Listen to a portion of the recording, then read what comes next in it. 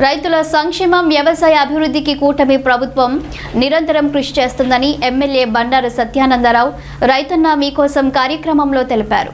రావులపాలెం మండలం దేవరపల్లి గ్రామంలో జరిగిన ఈ కార్యక్రమంలో ఎమ్మెల్యే రైతులతో నేరుగా మాట్లాడి సమస్యలను తెలుసుకున్నారు.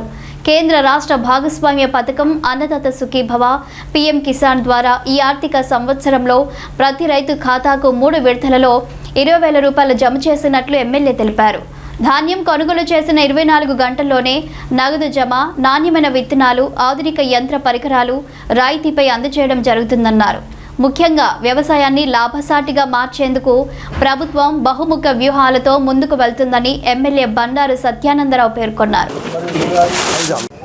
బిల్డింగ్ ఏమో కొద్దిగా లేదు, తక్కువ లీజుకి ఇస్తారు. మినిమం మిషనరీకి కూడా లోన్ ఇస్తారు. మిషన్ పెట్టుకుని అరటి మీద కానీ, పీచు మీద కానీ, ఈ కొబ్బరి మీద కానీ ఉన్నాయి, ఏమైనా ఉంటే చేసుకుంటే ఒక 20 మంది 25 మంది కలిపి చేసుకుంటే ఆ 25 మంది తయారు చేసినవన్నీ ఎవడో ఒకడు ఒక అప్పు చెప్తే ఆడు ఒకడు మార్కెటింగ్ చేసుకుని బయటకు మార్కెట్ చేసుకుని వీళ్ళకి సరిపెట్టుకుంటూ ఉంటాడు. ఆడు కొంత మార్జిన్ తింటాడు, వీళ్ళకి మార్జిన్ వీళ్ళకి వస్తుంది.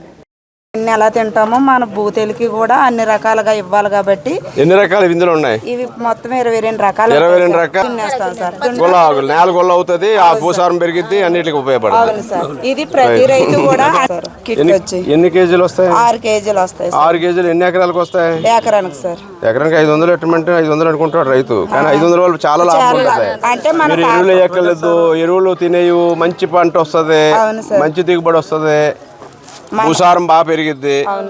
చెప్పాలి, ఎడ్యుకేట్ చేయండి. దీని మీద ఏమైనా సబ్సిడీ లేవా? ఏమీ లేదు సార్. అవును సార్.